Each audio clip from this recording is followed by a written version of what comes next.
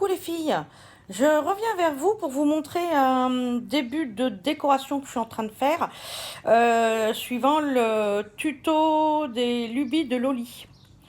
Donc je suis en train de repeindre des bocaux, donc suivant ce que nous montre. Donc avec le vernis, qui sert, vous savez, pour le vernis à colle, enfin serviette, pardon. Et après, je mets ceci, parce que j'ai envie de le faire en rose. Donc, avec, je sais pas si vous voyez, enfin, c'est le Vintage Pin à craie d'Action, hein, bien sûr, fait rose pastel. Donc voilà, donc là j'ai mis 2 couches. Une couche, ça donne ça. Et là, c'est mon brouillon. Donc, j'ai pas fini, hein. Donc, je vous remontrerai ça après. Voir ce que ça donne. Donc, voilà. Faire une petite déco dessus après, ça peut être sympa. Je vais voir ce que je peux faire. Je vais faire des fleurs moi-même. Je vais voir. Pour l'instant, j'ai pas trop d'idées, mais je vous remontrerai ça après. Donc voilà. Donc pour l'instant, je voulais vous montrer aussi ce que je viens de finir. Donc voilà. C'est une urne pour l'anniversaire de mariage de ma belle-sœur. Donc voilà. C'est 2 boîtes de chaussures que j'ai rassemblées. Forcément, au-dessus, pour mettre les enveloppes, c'est mieux. J'ai fait une ouverture. J'ai mis quelques fleurs. Des petits papillons. Parce qu'elle adore les papillons. Son thème, c'est papillons. Donc, j'ai pas voulu trop en mettre pour pas que ça fasse trop moche.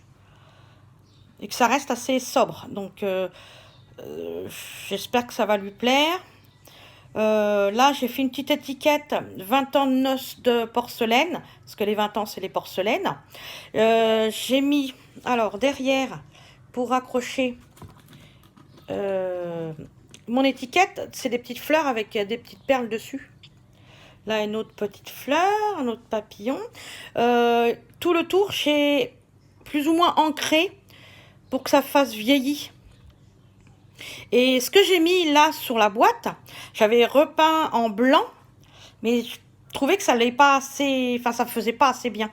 Donc ce que j'ai fait, c'est que j'ai pris un, vous savez, ce qu'on met sur les chaises pour les mariages en blanc ou autre couleur, hein, les dessous de chaises.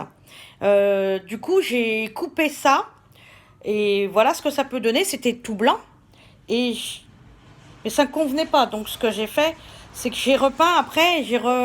Ça ressemble un peu de la dentelle avec la peinture blanche après. Là, j'ai fait un moulage avec des fleurs tout le long. Là, c'est une fleur avec des pistils. Je fais un moulage d'un bustier.